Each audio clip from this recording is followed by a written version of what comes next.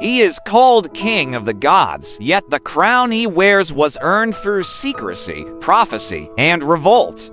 His story turns on choices made under pressure, promises kept or broken, and the stubborn demands of fate. Before temples named him ruler, the sky moved with threat and blessing, and people saw a will inside the weather.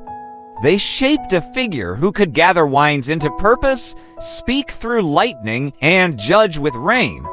To trace Zeus is to study the laws beneath storms, the markets along rivers, the frailty of vows, and the cost of victory. The scale is cosmic, the details are human. A mother hides a child, a father fears a prophecy. A son returns with a plan and a hidden cup. From these small acts, empires of meaning grow. This is a tale about order built from danger, about triumph tested by pride, about justice bent by the hand that claims to serve it. This remains a beginning that invites attention. Each detail prepares the path for what follows. The air is tense with what is yet to come, memory and myth lean forward together. The listener senses a promise and a threat. Before Zeus, there was the hush called chaos, a yawning openness the poets treated as both place and presence. From that openness came Gaia, the earth, Tartarus, the deep, and Eros, whose joining power drew things toward union. Under that pull, Gaia brought forth Uranus, the sky who covered her, and together they named the first shapes of permanence. From their union came the Cyclopes, makers of fire and craft, the Hecaton Shires with 100 hands of force, and the Titans who marked the ages. Creation arrived with attachment and fear, for Uranus feared the strength of his own children and pressed them into the depths. A world can begin as a family argument when power feels crowded by its heirs. Pain in the household becomes destiny in the world outside. Gaia's grief sharpened into a plan, and she formed a sickle of stone for the boldest child to wield. Cronus took the blade, struck at the father, and opened a new arrangement of sky and earth. The heavens bled into the sea, new beings stirred, and the first throne passed from hand to hand like a torch that burns the one who grasps it. This remains a beginning that invites attention. Each detail prepares the path for what follows. The air is tense with what is yet to come. Memory and myth lean forward together. The listener senses a promise and a threat. Cronus ruled in the wake of rebellion, and the poets called his season the Golden Age, a time without hard law or hunger. But the cut he made against his father carried a seed of fear, for violence repeats its own pattern.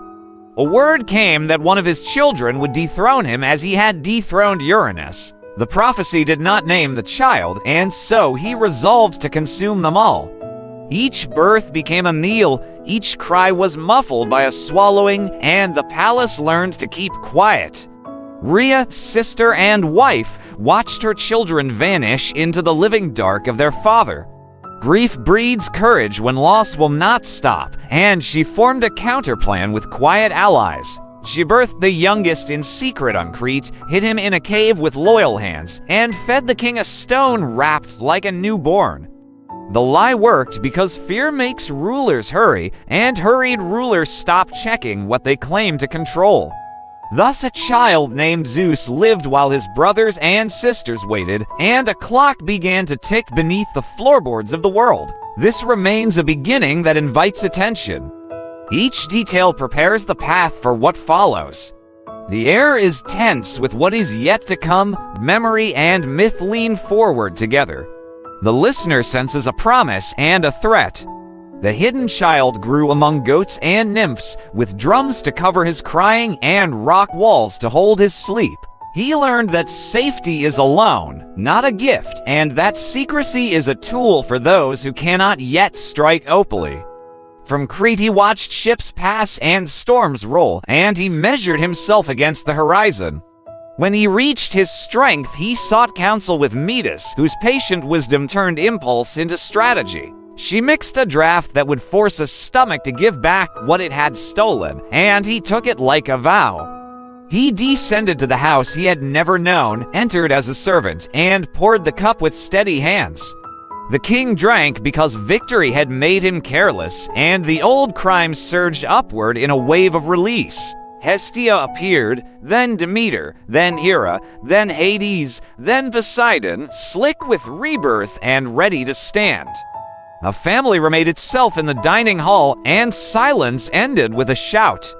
The world did not change in an instant, but the shape of change was now visible, and momentum gathered like wind in a gorge. This remains a beginning that invites attention. Each detail prepares the path for what follows. The air is tense with what is yet to come. Memory and myth lean forward together. The listener senses a promise and a threat. With siblings at his side, Zeus faced a world still held by the Titans, who claimed age as a right to rule and memory as a shield. Negotiation failed, for power that begins with swallowing cannot stomach a rival. The young gods withdrew to plan, counting allies, listening to rivers, and mapping the strongholds of their elders. Zeus learned the difference between anger and purpose, and he gathered the craft of the Cyclopes and the resolve of the Hundred-Handed. He took the thunderbolt as a tool among tools, not as a license, and he fixed his eye on the long work of unseating an order. This would not be a single strike, but a campaign across valleys and sky, measured in patience and sudden blows. Mountains would split, oceans would rear, and the ground would shake with the weight of decisions. The Titanomachi would begin, and the cost would fall on both sides, with oaths to drive and betray. Victory was not yet certain, and loss hung near the camp like mist. The first stone lifted, the first shout rose, and the question sharpened into a single line that waited for the answer. Who would hold the sky tomorrow? War surfaced in bursts of terror and long holds of silence as the young gods tested the hard edges of Titan rule. The Cyclopes, newly freed, forged tools that could speak across distances, bolts that carried law in light, and helms that blurred the wearer. The Hundred-Handed lifted cliffs like shields and hammered valleys flat for camps. Zeus learned logistics, the dull glory behind victory, the roads that feed armies, the sleep that keeps thought clear. Early raids broke chains and stole maps, and the new coalition felt a first taste of advantage. Then the older powers answered with sieges that lasted seasons, with ambushes in ravines, with whispers that turned cousins against one another. Each gain demanded a payment in blood or promise, and the ledger grew heavier than a spear. Zeus owed his allies, and he owed his word, and those debts would live beyond any single battle.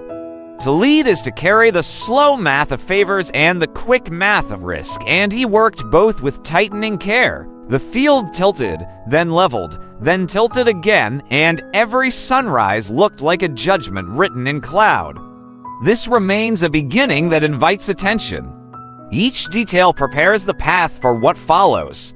In the turning of campaigns, Zeus set a rule that would bind his house if victory ever came. He declared that power must answer to oath, and that oath must answer to witness. Thunder would not be used for whim, and storms would not punish the innocent. The promise seemed clean at first hearing, a way to distinguish the new order from the old cruelty of swallowing and fear. Allies repeated it in their tents, and messengers carried it to hesitant followers who wanted a reason to trust. The rule carried a cost, because vows limit the answers available when panic rises. More than once he held his hand when rage pushed for rain against a village that had chosen the Titans. More than once he took a harder road because the easier road broke the promise he had taught. A leader creates his future chains when he speaks a principle aloud, and chains can steady or choke. The vow would make his crown worth wearing, and the vow would threaten to slip from his grasp when the storm pressed him to hurry. This remains a beginning that invites attention.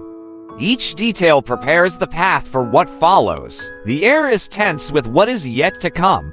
When Atlas took command of Titan forces, the war acquired a spine of discipline that bent the young coalition backward. He pushed mountain lines like trained animals, closed passes with walls of stone, and drove wedges between the gods who had only recently learned to stand together.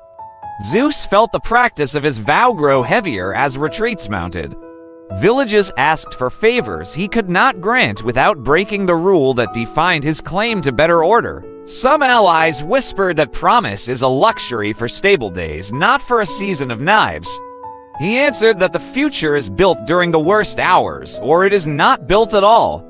Yet he felt the strain, for words do not stop arrows, and patience cannot hold a cliff against a flood. The coalition moved to the edge of Endurance, and food stores thinned to dust. Travelers stopped bringing messages through snow, and each